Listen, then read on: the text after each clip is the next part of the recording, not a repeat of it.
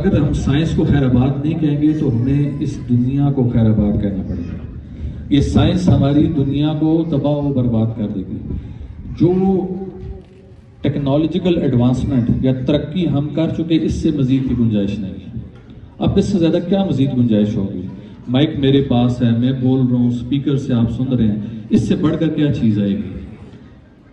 ہم کراچی کے سفر پر تھے تو گاڑی میں ہمارے جو پروٹوکول انچارج تھے ارشاد صاحب، انہوں نے کہا جی کہ ہم نے جو ہمارے کراچی کو پروٹوکول دیکھتے ہیں، جو ہماری سیکیورٹی دیکھتے ہیں، وزیر داد خان صاحب، وہ کہتے ہیں کہ میں نے وزیر داد خان صاحب کو کہا کہ آپ نے اگر کوئی ٹپس لینی ہے، انسٹرکشن لینی ہے، کوئی ہدایت لینی ہے تو آپ اے آئی پہ رابطہ کریں۔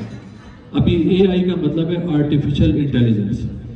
تو میں حیران رہ گیا، میں نے ارشاد صاحب کی بات پر توجہ نہیں دی، میں نے وزیر داد صاحب کی بات کو نہیں لیا، میں نے کسی اور شخص کی بات کو نہیں لیا۔ تو جب میں واپس آ گیا تو میں نے اے آئی کو خود دیکھا، اے آئی ہے کیا؟